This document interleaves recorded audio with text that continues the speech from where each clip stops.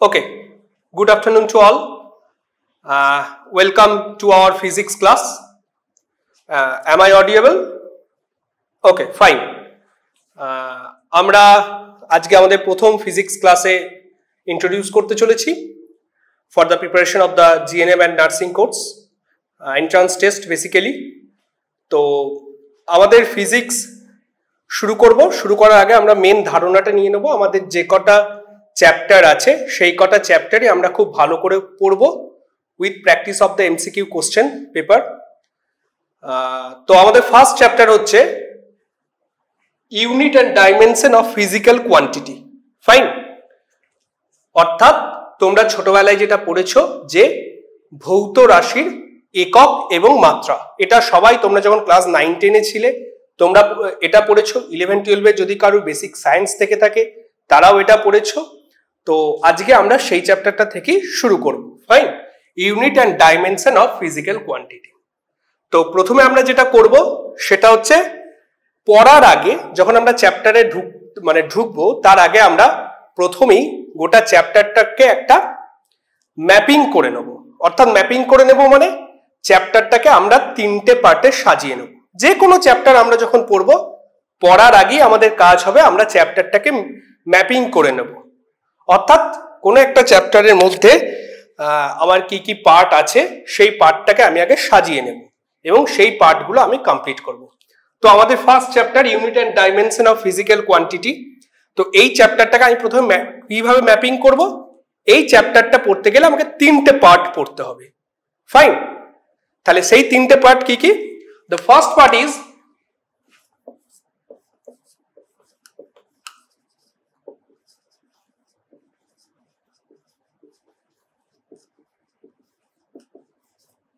Physical quantity, বাংলায় যাকে আমরা বলি ভৌত রাশি।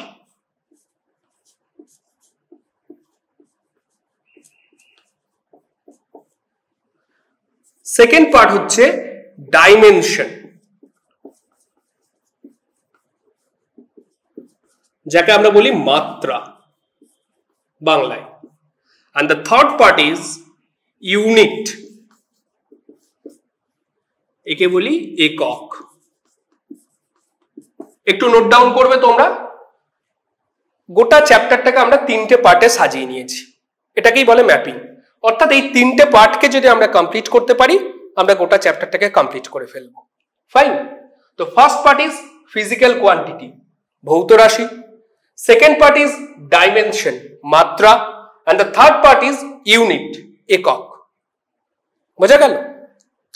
তাহলে আমরা এক একটা ক্লাসে এক একটা পার্ট পড়বো। তাহলে আজকে আমাদের পড়ার বিষয়বস্তু হচ্ছে ফিজিক্যাল কোয়ান্টিটি, ভৌত রাশি। আজকে ক্লাসে আমরা এটা পড়বো, দ্বিতীয় ক্লাসে আমরা ডাইমেনশন পড়বো এবং তৃতীয় ক্লাসে আমরা ইউনিট পড়বো। খুব ভালোভাবে আমরা পড়বো, কনসেপ্টটা ক্লিয়ার করব, তারপর আমরা এমসিকিউ টাইপ কোশ্চেন আলোচনা করব। এই হচ্ছে আমাদের পড়ার পদ্ধতি। তাহলে প্রথম পার্ট শুরু করা যাক, ফিজিক্যাল কোয়ান্টিটি। ওকে, আশা করছি তোমরা এটা নোট ডাউন করে নিয়েছো সবাই। আমি পারলে গ্রুপে একটা নোটও তোমাদের দিয়ে দেব তোমাদের পড়ার সুবিধার্থে।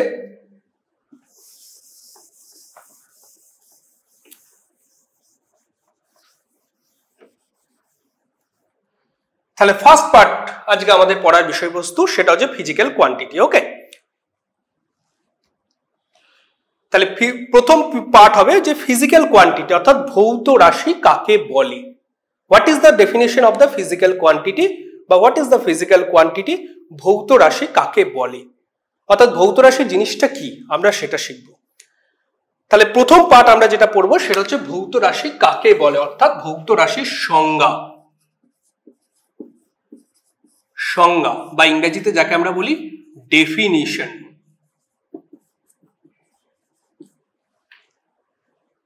কাকে বলে? তাহলে আমরা ফার্স্ট পার্ট ফিজিক্যাল কোয়ান্টিটি, তার প্রথম প্রশ্ন হবে যে ভৌত রাশি কাকে বলে। প্রথম প্রশ্ন নোট ডাউন করবে যে ভৌত রাশি কাকে বলে, তার সংজ্ঞাটা কি। না, এই পৃথিবীতে যাদেরকে আমরা পরিমাপ করতে পারি তারা সবাই ভৌত রাশি। ফাইন, পরিমাপযোগ্য যে কোনো প্রাকৃতিক বিষয়ই হচ্ছে ভৌত রাশি বা ফিজিক্যাল কোয়ান্টিটি। তাহলে যাদেরকে আমরা পরিমাপ করতে পারবো, কাদেরকে পরিমাপ করতে পারি আমরা এক একটা উদাহরণ নিয়ে আমরা আলোচনা করি। সাপোজ ধরো আমরা কাদেরকে পাচ্ছি পরিমাপ করার জন্য, তাহলে সংজ্ঞাটা আমার দাঁড়ালো যে যাদেরকে আমরা পরিমাপ করতে পারবো, অর্থাৎ যারা পরিমাপ যোগ্য, প্রকৃতিতে এই সমস্ত বিষয়গুলিকে আমরা ভৌত রাশি বলবো। ফাইন, তাহলে কাদেরকে আমরা পরিমাপ করতে পারবো? মনে করো তুমি বাজারে গেছো, বাজারে গিয়ে তুমি সাপোজ ধরো আমরা কমলা লেবু কিনতে গেছি বা চিনি কিনতে গেছি। তুমি দোকানে গেছো, দোকানে গিয়ে বললে যে আমাকে 5 কেজি চিনি দাও। দোকানদার তোমাকে তার ভর পরিমাপ করে 5 কেজি চিনি দিয়ে দিল। আমরা হয়তো দোকানে, এটা একটা ভুল কথা আমরা বলে থাকি যে দোকানদার ওজন করে চিনিটা দিল, তা নয়। দোকানদার এক্ষেত্রে যেটা করে, অর্থাৎ দোকানদারের কাছে যে সাধারণ তুলাদণ্ড থাকে, যাকে আমরা খুব চলতি কথায় বা লোকাল ল্যাঙ্গুয়েজে দাঁড়িপাল্লা বলি, তো তার সাহায্যে দোকানদার 5 কেজি চিনির ভর পরিমাপ করে তোমাকে দিয়ে দিল। তাহলে এই যে ভরটা আমরা পরিমাপ করতে পারছি, তার মানে ভর হলো ফিজিক্যাল কোয়ান্টিটি। আমরা উদাহরণগুলো লিখছি একে একে, এগুলো হচ্ছে উদাহরণ। আর কাকে পরিমাপ করতে পারি? সাপোজ ধরো তুমি বাড়ি থেকে স্কুল যাচ্ছ, সাইকেলে যেতে পারো, ঠিক আছে, হেঁটে যেতে পারো। তো তোমার বাড়ি থেকে স্কুলের একটা নির্দিষ্ট দূরত্ব আছে, কারোর 1 কিলোমিটার, কারোর 2 কিলোমিটার, কারোর 3 কিলোমিটার।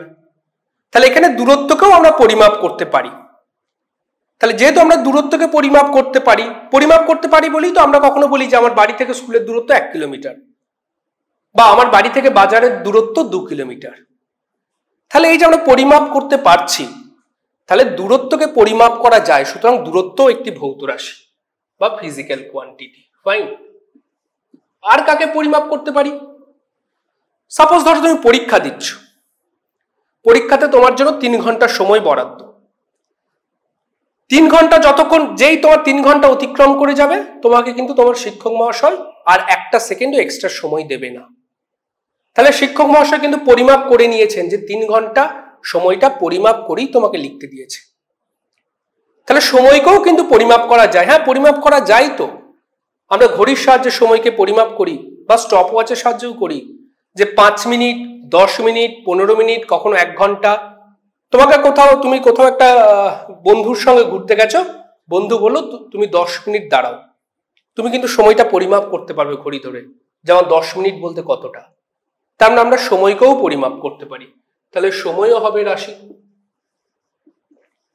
আমি কি বলেছি? আগেই বলেছি, যাদেরকে আমরা পরিমাপ করতে পারবো তারা সবাই রাশি। আর কাদেরকে পরিমাপ করতে পারি? সাপোজ মনে করো তোমার খুব জ্বর হয়েছে। আরেকটা উদাহরণ দিই।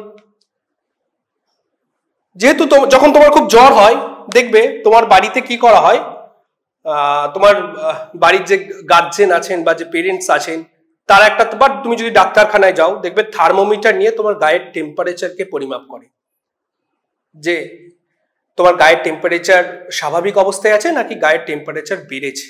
করে তো ডাক্তারখানায় তুমি যখন যাবে, দেখবে জ্বর হলেই কি হয়, আমাদের শরীরের তাপমাত্রা বৃদ্ধি পায় এবং সেটাকে থার্মোমিটারের সাহায্যে পরিমাপ করা হয় যে কতটা তাপমাত্রা বৃদ্ধি পেয়েছে।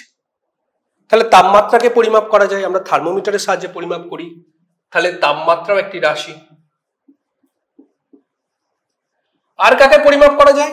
ডাক্তারখানার কথা যখন উঠলো বলি, দেখবে ডাক্তারখানায় গেলে তোমার যখন কোনো শরীর খারাপ হয় বা অসুখ হয়, তুমি যখন ডাক্তারখানায় যাও, দেখবে ডাক্তারখানায় গেলে ডাক্তার তোমার প্রেশার চেক করে। দেখেছো কি?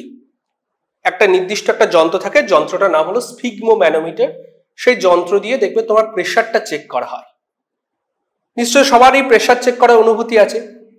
তাহলে এক্ষেত্রেও প্রেশারটাকে পরিমাপ করা হচ্ছে, অর্থাৎ এক্ষেত্রে ডাক্তার যেটা করে, তোমার শরীরে রক্তের যে প্রেশার, অর্থাৎ রক্তের যে চাপ, সেই চাপটাকে পরিমাপ করে। 120, কখনো 120/80 বা যার যেরকম ভ্যারি করে। তাহলে চাপকে পরিমাপ করে, মানে চাপকে পরিমাপ করা যায়। তাহলে চাপও একটা রাশি। ফাইন, আর কাকে পরিমাপ করা যায়? মনে করো তুমি তোমার বাড়িতে ধরো তুমি সারাদিন ধরে ইলেকট্রিসিটি তুমি খরচা করো। কিভাবে খরচা করো? কখনো লাইট জ্বালিয়ে, কখনো ফ্যান চালিয়ে, কখনো টিভি চালিয়ে, কম্পিউটার চালিয়ে, যেভাবেই হোক আমি ইলেকট্রিসিটি খরচা করি। এখন ইলেকট্রিসিটি খরচা করার পর দেখবে মাসের শেষে তোমার বাড়িতে একটা বিল আসে। সবারই নিশ্চয়ই সেই অভিজ্ঞতা আছে। এখন কারোর বিল আসে 2000 টাকা, কারোর বিল আসে 3000 টাকা, কারোর বিল আসে 4000 টাকা। যে যেরকম পরিমাণ কারেন্টকে খরচা করেছো তার সেরকম বিল আসে। তাহলে কিভাবে বিলটাকে মেজার করা হচ্ছে? তুমি কতটা পরিমাণ কারেন্ট সারা মাসে পুড়িয়েছো তার সাপেক্ষে তোমার বাড়িতে বিলটা আসছে। কেউ যদি কম পরিমাণ কারেন্ট পোড়ায় তাহলে তার কম বিল আসবে, কেউ যদি বেশি পরিমাণ কারেন্ট পোড়ায় তাহলে তার বেশি বিল আসবে। তাহলে কারেন্টকেও পরিমাপ করা যায়, যাই তো? হ্যাঁ, কারেন্টকে পরিমাপ করা যায় বলেই তো মাসের শেষে বাড়িতে ইলেকট্রিক বিল আসে। আমি যদি বেশি পরিমাণ কারেন্ট খরচ করি আমার বাড়িতে বেশি পরিমাণ বিল আসবে, আমি যদি কম পরিমাণ কারেন্ট খরচ করি আমার বাড়িতে কম পরিমাণ কারেন্টের বিল আসবে। তাহলে কারেন্টকেও আমরা পরিমাপ করতে পারছি।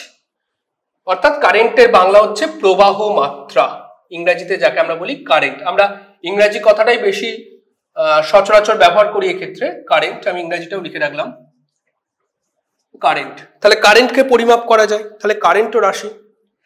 এবার তোমরা নিজেরা বাড়িতে ভাবনা চিন্তা করবে। দেখো, ফিজিক্স পড়তে গেলে কিন্তু নিজের ভাবনাটাকে খুব ভালোভাবে তৈরি করতে হবে, ভাবনার জায়গাটাকে। আমি জাস্ট কয়েকটা উদাহরণ দিলাম, ঠিক আছে? কিছুদিন আগে আমাদের ঈদ উৎসব গেছে, তো ঈদে কি হয়েছিল, ঈদে যখন দেখবে অনেকেই নতুন জামা কাপড় পরেছো যারা এই উৎসবে সামিল হয়েছিল। আমাদের দেখেছি যে যখন দুর্গাপুজো হয় তখন আমরা এরকম নতুন জামা কাপড় পরি। তো অনেকেই জামা কাপড় দোকান থেকে কিনে পরো, বা অনেকেই কি করো, দোকান কেউ কেউ জামা কাপড় একটা ছিট নিয়ে গিয়ে বানিয়ে নাও, নিজের শরীরে মাপ অনুযায়ী বানিয়ে নাও। সেখানে দোকানদার কি করে, ফিতে করে তোমার শরীরের মাপ নিয়ে সেই অনুযায়ী জামাটা বানিয়ে দেয়। তাহলে এই ক্ষেত্রে ফিতে নিয়ে আমরা কি পরিমাপ করছি? ফিতে নিয়ে দৈর্ঘ্যকে পরিমাপ করছি, তার মানে দৈর্ঘ্যকেও পরিমাপ করা যায়। ফাইন, তাহলে দৈর্ঘ্য হলো রাশি। তাহলে আমরা যাদেরকে পরিমাপ করতে পারবো এই পৃথিবীতে তারা সকলেই রাশি। আমি কয়েকটা উদাহরণ দিয়ে তোমাদেরকে কনসেপ্টটা ক্লিয়ার করার চেষ্টা করলাম যে কাদেরকে কাদেরকে পরিমাপ করতে পারছি। এবং সব থেকে ইন্টারেস্টিং ব্যাপার হলো, যাদেরকে আমরা পরিমাপ করব তাদের একটা পরিমাপক যন্ত্রের থাকবে, যন্ত্রের নাম থাকবে। যেমন ধরো ভরকে পরিমাপ করতে পারি, কি যন্ত্র? সাধারণ তুলাদণ্ড। দূরত্বকে পরিমাপ করতে পারি, স্কেল দিয়ে পরিমাপ করা হয়, ফিতে দিয়ে পরিমাপ করা হয়। সময়কে আমরা ঘড়ি বা স্টপওয়াচের সাহায্যে পরিমাপ করতে পারি। তাপমাত্রাকে আমরা থার্মোমিটারের সাহায্যে পরিমাপ করতে পারি। চাপকে আমরা যে যন্ত্র ডাক্তারখানায় দেখেছো যে ব্লাড প্রেশার মাপা হয় যে যন্ত্রের সাহায্যে, সেটাকেই চাপ মাপা হয়, ওখানে রক্তের চাপ মাপা হয়। তো চাপকে আমরা কি যন্ত্রের সাহায্যে পরিমাপ করি? স্ফিগমোম্যানোমিটার যন্ত্রের সাহায্যে পরিমাপ করি। তো এরকম যাদেরকে পরিমাপ করা যায় প্রত্যেককেই হলো প্রকৃতিতে রাশি, তাদের সবাইকেই রাশি বলবো। ফাইন। কিন্তু যাদেরকে পরিমাপ করা যায় না তারা কিন্তু রাশি নয়। কনসেপ্টটা খুব ভালোভাবে ক্লিয়ার করো। যেমন আমি বলছি, মনে করো জলকে কিন্তু পরিমাপ করা যায় না, কিন্তু একটা বোতলে ক লিটার জল আছে, অর্থাৎ তার আয়তনটাকে আমি পরিমাপ করতে পারি। তুমি জলটা রাশি নয়, কিন্তু জলটা যখন আমি একটা বোতলে রাখছি, ওই বোতলে আমি কত পরিমাণ জল লিখেছি, তা কত আয়তনের জল লিখেছি। সাপোজ 2 লিটারের তুমি একটা কোল্ড ড্রিঙ্কসের বোতল কিনে এনেছো বাজার থেকে, তাহলে এক্ষেত্রে কি হলো, এক্ষেত্রে হচ্ছে ওই বোতলটার মধ্যে 2 লিটার কোল্ড ড্রিঙ্কস আমি আয়তনের কোল্ড ড্রিঙ্কস আমি রাখতে পারবো, তার মানে আয়তনটা হলো এখানে রাশি। ফাইন। সুতরাং যাদেরকে আমরা পরিমাপ করতে পারবো তারা সবাই রাশি। তুমি দোকানে গেছো আলু কিনতে, 5 কেজি আলু কিনলে, আলুটা রাশি নয়, কিন্তু ওই যে আমি 5 কেজি ভরের আলু কিনলাম, আলুটার ভর বা ওজন হলো 5 কেজি, ওই ভর বা ওজনটা রাশি। ঠিক আছে? তাহলে আশা করছি আমি তোমাদের কনসেপ্টটা ক্লিয়ার করতে পেরেছি। তোমরা বাড়িতে ভাববে যে এই প্রকৃতিতে কাদেরকে মাপা যায়, কাদেরকে পরিমাপ করা যায়। যাদেরকে পরিমাপ করা যাবে তারা সবাই রাশি, তারা সবাই রাশি। আমি কয়েকটা উদাহরণ তোমাদের এখানে দিয়েছি, তোমরা নোট ডাউন করবে একটু। আমি পারলে তোমাদের হোয়াটসঅ্যাপ গ্রুপে একটা নোট প্রোভাইড করে দেবো। তো এই কটা উদাহরণ তোমরা লিখে নাও। আর দ্বিতীয় ব্যাপার হচ্ছে, তোমরা এবার নিজেরা বাড়িতে একটু ভাবনা চিন্তা প্র্যাকটিস করো যে কারা রাশি। তাহলে আমাদের প্রথম প্রশ্ন হলো রাশি কাকে বলে এবং উদাহরণ দাও। তাহলে রাশি কাকে বলে আমরা জানলাম, যাদেরকে পরিমাপ করতে পারি তারাই রাশি, এবং কিভাবে পরিমাপ করা যায় সেই উদাহরণটা আমি তোমাদের দিলাম। সেকেন্ড পার্টে আমরা আসবো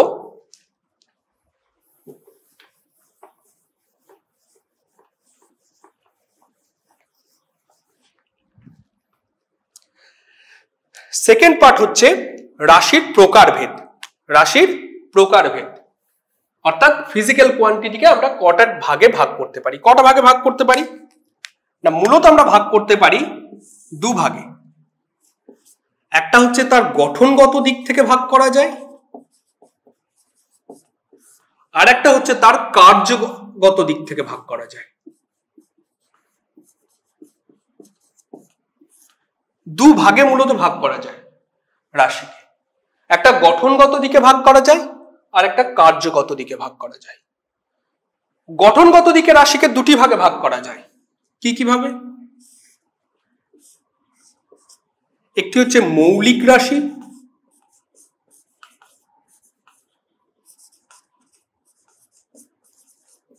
আরেকটি হচ্ছে লব্ধ রাশি।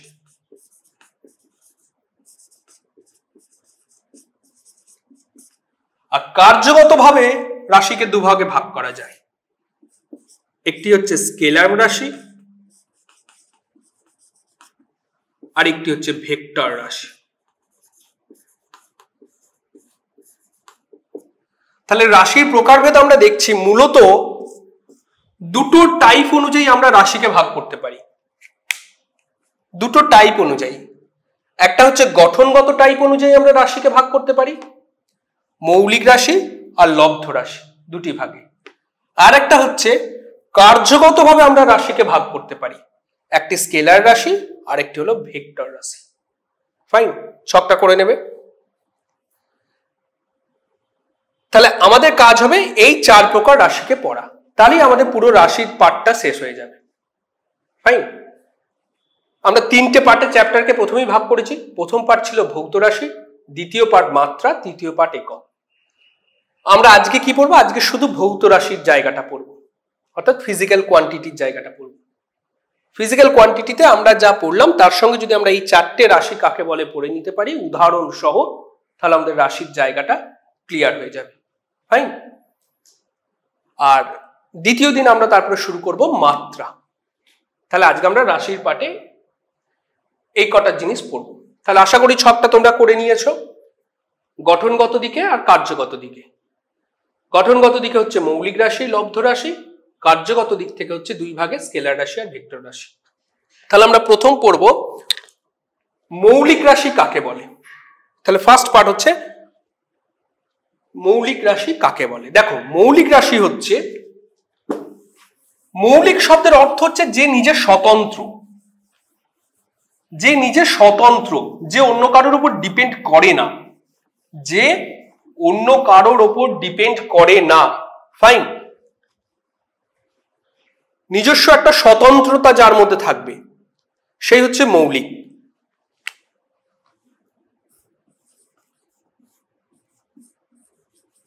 মৌলিক রাশি। মৌলিক রাশি কাকে বলে না, যে রাশি শুধুমাত্র সেই রাশির উপরেই ডিপেন্ড করবে। অর্থাৎ আমি বলতে চাইছি যে রাশি একেবারে স্বতন্ত্র, অন্য কোনো রাশির উপর ডিপেন্ড করে না। যেমন ধরো কাঠ, তুমি যদি কাঠকে ভাঙতে থাকো, কাঠকে ভাঙলে কিন্তু কাঠই বেরোবে, কাঠের ভেতর সোনা বেরোবে না। তাহলে কাঠ হলো একটা মৌলিক। তুমি যদি সোনাকে ভাঙতে থাকো, সোনাকে ভাঙলে তুমি সোনাই পাবে, সোনার ভেতরে অন্য কিছু পাবে না, সেটা হলো মৌলিক। তুমি যদি লোহাকে ভাঙতে থাকো, লোহাকে ভাঙলে লোহার ভেতর লোহাই পাবে, অন্য কিচ্ছু পাবে না, সেটা হলো মৌলিক। তাহলে মৌলিক শব্দের অর্থ হচ্ছে স্বতন্ত্র, যে নিজে একেবারে স্বতন্ত্র সেই হচ্ছে মৌলিক। যে অন্য কারোর উপর ডিপেন্ড করে না, যে নিজেই স্বয়ং সম্পূর্ণ, সেই হচ্ছে মৌলিক। তাহলে মৌলিক রাশিও তাই, যে রাশিগুলি অন্য কোনো রাশির উপরে নির্ভরশীল নয়, এরা ইন্ডিপেন্ডেন্ট, এরা কারোর উপর নির্ভর করে না। তাহলে যে রাশিগুলি অন্য কোনো রাশির উপর নির্ভরশীল নয় তারাই হচ্ছে মৌলিক রাশি। ফাইন। এই পৃথিবীতে 7টি এমন রাশি আছে যাদেরকে আমরা মৌলিক রাশির মর্যাদা দিয়েছি। 7টি, আর কোনো রাশি নেই। এই পৃথিবীতে প্রচুর রাশি আছে, হাজার হাজার রাশি আছে, ঠিক আছে, আমরা কয়েকটা উদাহরণ আগে পড়েছি, কিন্তু মৌলিক রাশির সংখ্যা মাত্র 7টি। তাহলে মৌলিক রাশির সংখ্যা কয়টি? মাত্র 7টি। মাত্র 7টি মৌলিক রাশি আছে। কি কি মৌলিক রাশি? না, সেই 7টি মৌলিক রাশিকে আমাদেরকে মনে রাখতে হবে। আমি একটু লিখে নিই। 1 নম্বর হচ্ছে ভর, 2 হচ্ছে দূরত্ব, 3 হচ্ছে সময়, 4 হচ্ছে প্রবাহ মাত্রা অর্থাৎ কারেন্ট,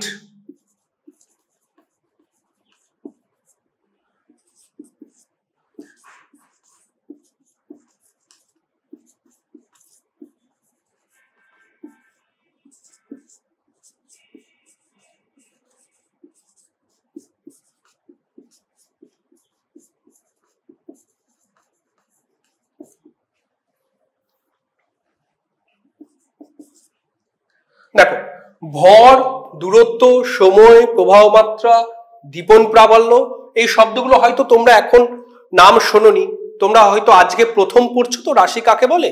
যত তোমরা চ্যাপ্টারটাকে নিয়ে স্টাডি করবে তত দেখবে রাশি সম্পর্কে আরো নতুন নতুন তথ্য জানতে পারবে এবং তোমাদের চ্যাপ্টারটা সম্পর্কে সেন্স ক্লিয়ার হবে। তখন তোমরা আরো নতুন নতুন অনেক রাশির নাম শুনতে পারবে। তো আজকে আমরা এই 7টা রাশির নাম লিখেছি। পৃথিবীতে এই 7টাই হলো কিন্তু মৌলিক রাশি। ফাইন, আর কোনো মৌলিক রাশি কিন্তু পৃথিবীতে নেই। সুতরাং মৌলিক রাশি মানে যে রাশি অন্য কোনো রাশির উপর নির্ভর করে না। যেসব রাশি অন্য কোনো রাশির উপর নির্ভর করে না তারাই হলো মৌলিক রাশি। যারা নিজেরাই স্বয়ং সম্পূর্ণ, যারা নিজেরাই স্বতন্ত্র, এরা নিজেদেরকে প্রকাশ করার জন্য নিজেরাই যথেষ্ট, তারাই হলো মৌলিক রাশি। বোঝা গেছে? তাহলে আমরা পৃথিবীতে 7টি মৌলিক রাশির উদাহরণ পেলাম। এই 7টি মৌলিক রাশি কিন্তু তোমাদেরকে মুখস্থ করে নিতে হবে।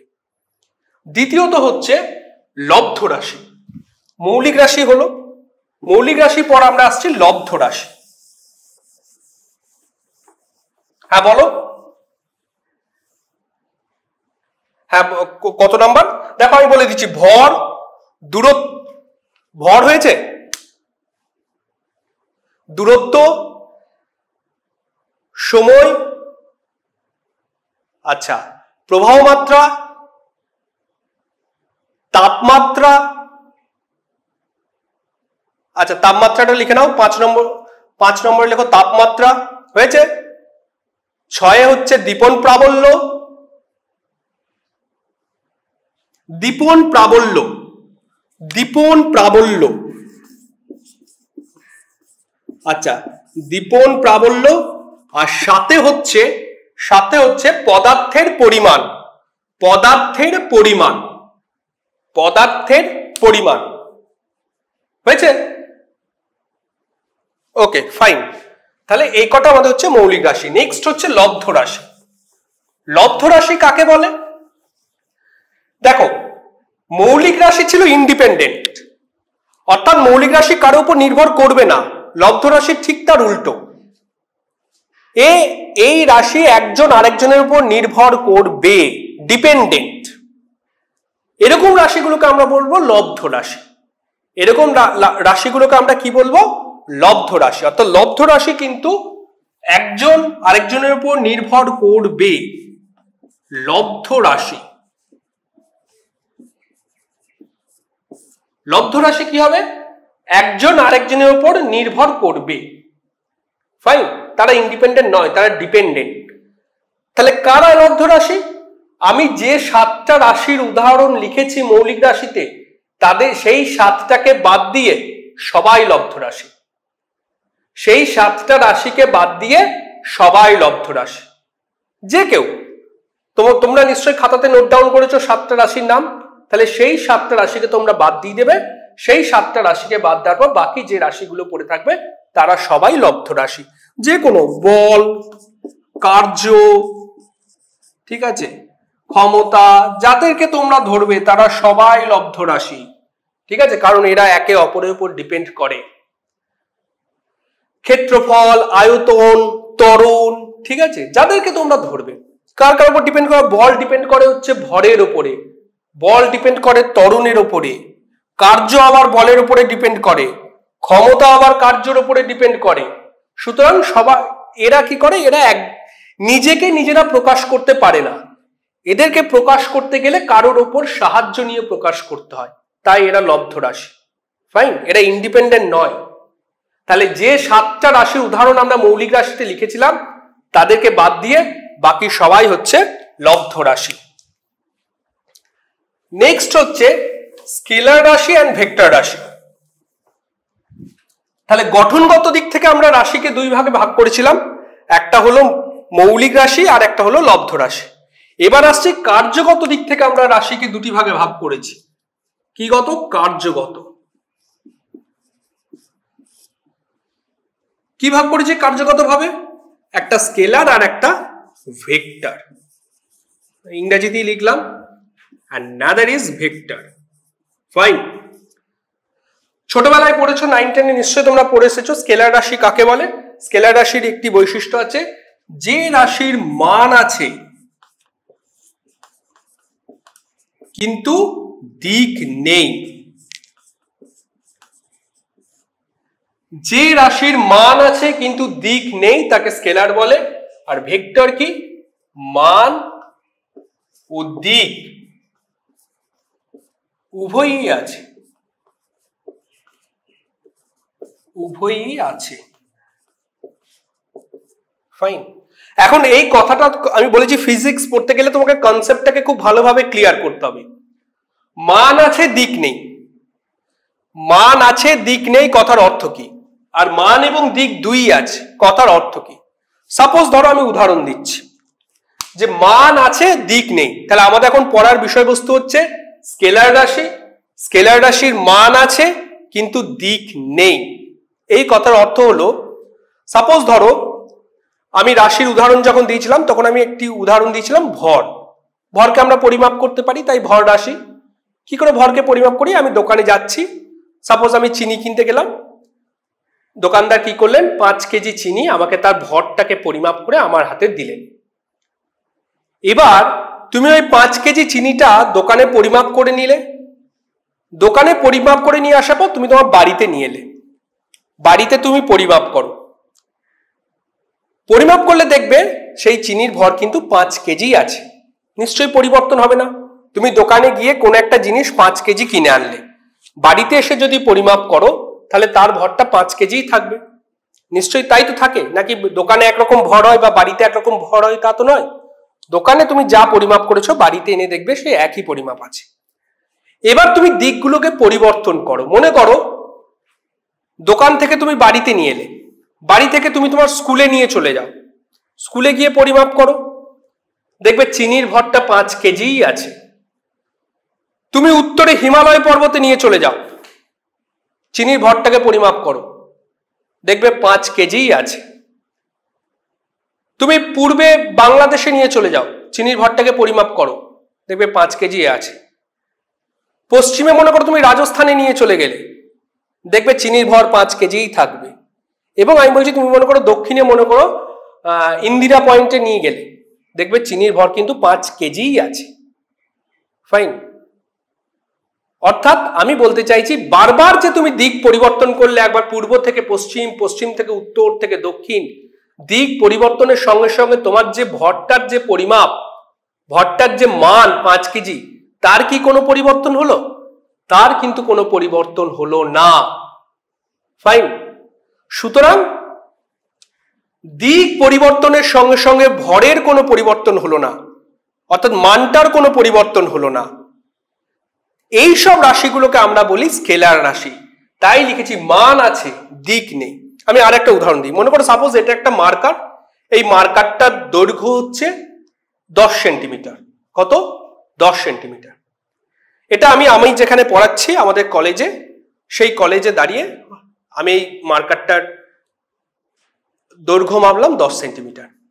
এবার তোমরা কেউ একজন আমার কাছ থেকে কোনোদিন আসবে, মার্কারটা আমার হাত থেকে নিয়ে চলে যাবে, নিয়ে গিয়ে তুমি তোমাদের বাড়িতে গিয়ে এই মার্কারটার কত দৈর্ঘ্য স্কেল দিয়ে পরিমাপ করবে, দেখবে কত হয়, দেখবে 10 সেন্টিমিটারই হবে। তাই তো? নাকি চেঞ্জ হবে? নিশ্চয়ই চেঞ্জ হবে না। স্কেল দিয়ে দৈর্ঘ্য মাপো, দেখবে 10 সেন্টিমিটারই হলো। দক্ষিণে তুমি ইন্দিরা পয়েন্টে নিয়ে এসো, স্কেল দিয়ে মার্কারটা দৈর্ঘ্য মাপো, দেখবে 10 সেন্টিমিটারই হলো। অর্থাৎ বারবার যে আমি দিক পরিবর্তন করলাম, মানটার কিন্তু কোনো পরিবর্তন হলো না, মানটা একই থাকলো। তাহলে তোমাকে যদি কেউ প্রশ্ন করে যে এই মার্কারটার দৈর্ঘ্য কত, তোমাকে কি বলতে হবে যে উত্তর দিকে 10 সেন্টিমিটার, দক্ষিণ দিকে 10 সেন্টিমিটার, পূর্ব দিকে 10 সেন্টিমিটার, নাকি বললেই হবে যে মার্কারটার দৈর্ঘ্য 10 সেন্টিমিটার, আপনি যে কোনো একটা দিকে মেপে নিন, তাই তো নাকি? তাহলে মার্কারটার দৈর্ঘ্য আমার হচ্ছে 10 সেন্টিমিটার, আপনি যেদিকে খুশি নিয়ে যান। তাহলে আমি যখন এই পেনটার মানটা প্রকাশ করছি, মার্কারটার মানটা প্রকাশ করছি, আমার কিন্তু দিকটা ইম্পর্টেন্ট নয়, দিকের কথা না বললেও চলবে। এই মার্কারটার দৈর্ঘ্য 10 সেন্টিমিটার, আমার দিকটা যেদিকে খুশি আপনি মেপে নিন না কেন, আমার কাছে দিকটা ইম্পর্টেন্ট নয়, আমি দিকের কথা বলবো না। সেজন্য আমরা বলি যে মান আছে দিক নেই। অর্থাৎ যখন আমি দৈর্ঘ্যকে প্রকাশ করছি তখন শুধু মানটাতেই প্রকাশ করছি, আমার দিকটার প্রয়োজন নেই। কারণ পৃথিবীর যেদিকে খুশি নিয়ে যান না কেন দৈর্ঘ্য একই হবে, এই মার্কারটা দৈর্ঘ্য 10 সেন্টিমিটারই হবে। আমি বাজার থেকে 5 কেজি চিনি কিনে এনেছি, পৃথিবীর যেদিকে খুশি নিয়ে যান না কেন চিনিটার ভর 5 কেজিই থাকবে। তাহলে আমি যখন ভরকে পরিমাপ করছি আমার দিকের কথা বলার দরকার নেই, পৃথিবীর যে কোনো দিকে ভরটা 5 কেজিই থাকবে। সেজন্য আমরা কথাটা বলি মান আছে দিক নেই। অর্থাৎ যখন আমরা কোন একটি রাশিকে প্রকাশ করার সময় দিকটা গুরুত্বপূর্ণ নয়, দিকটাকে উল্লেখ না করলেও চলবে, শুধু মানটিকে দিয়েই আমি রাশিটিকে প্রকাশ করে দিতে পারি, সেই সব রাশিকে স্কেলার রাশি বলে। ঠিক আছে? তাহলে যে কোনো আমরা যে রাশির ক্ষেত্রে মান আছে কিন্তু দিক নেই তারাই হলো আমাদের কি স্কেলার রাশি। বোঝা গেছে? উদাহরণ কি আছে? উদাহরণ তোমরা বাড়িতে একটু খুঁজে লিখবে। ভর, দৈর্ঘ্য, সময়, তাপমাত্রা, হ্যাঁ, প্রবাহ মাত্রা, তাহলে এরা হলো স্কেলার রাশি। কার্য একটি স্কেলার রাশি। ফাইন। নেক্সট হচ্ছে ভেক্টর রাশি। ভেক্টর রাশি কি? ভেক্টর রাশি মান এবং দিক দুইই আছে। ভেক্টর রাশির মান এবং দিক দুইই আছে, তাদেরকে আমরা ভেক্টর রাশি বলব। ফাইন। অর্থাৎ আমি বলতে চাইছি যে এই রাশিগুলোর আমরা কি হয় এই রাশিগুলোকে যখন আমি প্রকাশ করি তখন কি হয়, তখন রাশিগুলো দিকটাকে আমাকে উল্লেখ করতে হয়। যেমন আমি একটা খুব সহজ উদাহরণ দিই। মনে করো তুমি ছোটবেলায় পড়েছো যে অভিকর্ষজ ত্বরণের মান কত। অনেকেই জানো যে অভিকর্ষজ ত্বরণের মান হচ্ছে 9.81 মিটার পার সেকেন্ড স্কয়ার। তুমি যদি খুব ভালো করে বইটা পড়তে দেখবে বইয়ে কিন্তু কোথাও লেখা ছিল না যে অভিকর্ষজ ত্বরণের মান 9.81 মিটার পার সেকেন্ড স্কয়ার। বইয়ে লাইনটা লেখা থাকতো এটা। 9-10 এর কথা আমি বলছি, 9-10 এ যারা পড়ে এসেছো বা 11-12 যারা পড়েছো, খুব ভালো করে তোমরা মনোযোগ সহকারে লাইনটা পড়োনি। যদি লাইনটা পড়তে তাহলে দেখতে যে বইয়ে লাইনটা লেখা থাকতো এটা, যে পৃথিবী পৃষ্ঠে অভিকর্ষজ ত্বরণের মান 9.81 মিটার পার সেকেন্ড স্কয়ার, বা ভূপৃষ্ঠে অভিকর্ষজ ত্বরণের মান 9.81 মিটার পার সেকেন্ড স্কয়ার। শুধু অভিকর্ষজ ত্বরণের মান 9.81 এটা লেখা থাকতো না, তার সঙ্গে লেখা থাকতো পৃথিবী পৃষ্ঠ বা ভূপৃষ্ঠ। কেন? কারণ অভিকর্ষজ ত্বরণকে আমি যদি তার দিকটাকে পরিবর্তন করি তার মানটাও পরিবর্তন হয়ে যায়, যেমন ধরো পৃথিবী পৃষ্ঠে অভিকর্ষজ ত্বরণের মান হচ্ছে 9.81 মিটার পার সেকেন্ড স্কয়ার। তুমি যদি এটাকে চাঁদে নিয়ে যাও তার 1/6 হয়ে যাবে। তুমি যদি এটাকে পৃথিবীর কেন্দ্রে নিয়ে যাও অভিকর্ষজ ত্বরণের মান 0। তুমি যদি এটিকে কোনো কৃত্রিম উপগ্রহে নিয়ে যাও, আমাদের একটি মাত্র কৃত্রিম উপগ্রহ আছে, জানো নিশ্চয়ই, অনেকগুলি আছে, আমাদের প্রথম কৃত্রিম উপগ্রহ ছিল আর্যভট্ট, ইনফরমেশন গুলো কালেক্ট করে নেবে। তো কৃত্রিম উপগ্রহে অভিকর্ষজ ত্বরণের মানও কিন্তু 0। তাহলে তোমাকে যদি কেউ জিজ্ঞেস করে যে অভিকর্ষজ ত্বরণের মান কত, তুমি যে কোনো একটি মান বলতে পারো, সেটাই ঠিক, কিন্তু কোন জায়গার মান বলছো, কোন দিকের মান বলছো, সেই দিকটাকে তোমাকে উল্লেখ করতে হবে। অর্থাৎ তুমি বলতে পারো 9.81 মিটার পার সেকেন্ড স্কয়ার, কিন্তু তোমাকে বলতে হবে যে ভূপৃষ্ঠে অভিকর্ষজ ত্বরণের মান হচ্ছে 9.81 মিটার পার সেকেন্ড স্কয়ার। তুমি বলতে পারো যে অভিকর্ষজ ত্বরণের মান 0, হ্যাঁ অভিকর্ষজ ত্বরণের মান তো 0 হয়, কিন্তু তোমাকে উল্লেখ করতে হবে যে পৃথিবীর কেন্দ্রে হচ্ছে অভিকর্ষজ ত্বরণের মান 0। অর্থাৎ যেহেতু অভিকর্ষজ ত্বরণের মান দিক পরিবর্তন হলেই তার মানটাও পরিবর্তন হয়ে যায়, সুতরাং তুমি যে কোনো একটি মান বলতে পারো, কোনো ক্ষতি নেই, কিন্তু তার সঙ্গে সঙ্গে তোমাকে দিকের কথাটাও উল্লেখ করতে হবে যে অমুক দিকে অভিকর্ষজ ত্বরণের মান হচ্ছে এত। ফাইন, তাহলে আমি এই যে মান ও দিক উভয়ই আছে, তার মানে রাশিটিকে যখন আমি এক্সপ্রেস করব, প্রকাশ করব, সুতরাং শুধু মানটা দিয়ে প্রকাশ করলে হবে না, তার দিকের কথাটাকে উল্লেখ করতে হবে, কারণ দিকটা অবশ্যই দরকার মানটার সঙ্গে। দিকটাকে যদি আমি পরিবর্তন করে দিই তাহলে মানটাও পরিবর্তন হয়ে যাবে। সেই জন্যই লেখা থাকে মান ও দিক উভয়ই আছে, তাদেরকে আমরা ভেক্টর রাশি বলি। ঠিক আছে, উদাহরণগুলো বাড়িতে একটু কালেক্ট করবে। ত্বরণ, সরণ, মন্দন, হ্যাঁ, বল একটি ভেক্টর রাশি, হ্যাঁ, এগুলো একটু বাড়িতে তোমরা কালেক্ট করে নেবে। তাহলে আজকে আমাদের এটুকুই থাকবে। আমাদের মূলত আজকে আমরা যে কটা জিনিস পড়লাম একবার একটু রিথিঙ্ক করে নাও প্রশ্নগুলো, যে কি কি প্রশ্ন হতে পারে।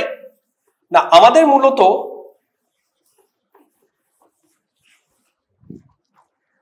পড়লাম আজকে এক, ভৌত রাশি কাকে বলে, উদাহরণ। ভৌত রাশি কাকে বলে। দুই হচ্ছে উদাহরণ, তার সঙ্গে দুই হচ্ছে রাশির প্রকারভেদ,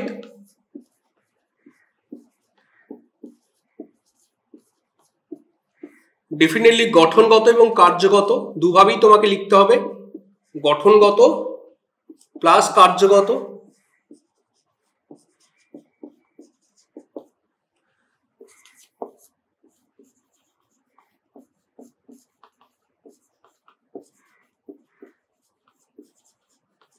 তিন হচ্ছে মৌলিক রাশি, লব্ধ রাশি,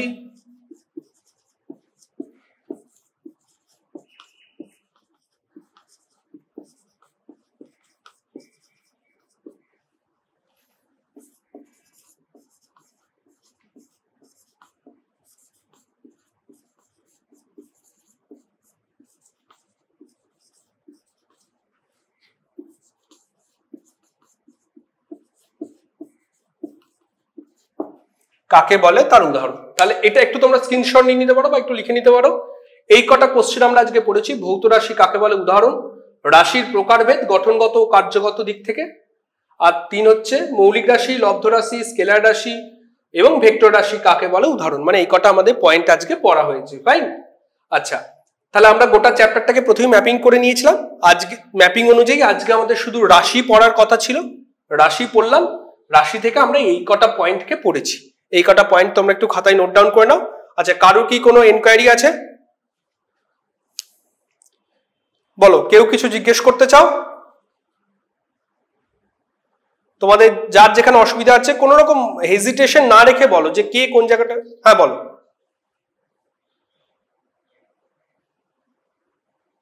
হ্যাঁ, আচ্ছা, 7টি মৌলিক রাশি বলো তুমি। আমি আরেকবার বলে দিচ্ছি, একটু তোমরা নিজেরা মিলিয়ে নাও। ভর, 1 নম্বরে হচ্ছে ভর। ফাইন, 2 হচ্ছে দূরত্ব, 3 হচ্ছে সময়, 4 হচ্ছে তাপমাত্রা, 5 হচ্ছে প্রবাহ মাত্রা, 6 হচ্ছে দীপন প্রাবল্য, আর 7 হচ্ছে পদার্থের পরিমাণ। পদার্থের পরিমাণ হয়েছে? ওকে, নেক্সট। আর কারো কিছু জানার আছে? হ্যাঁ বলো।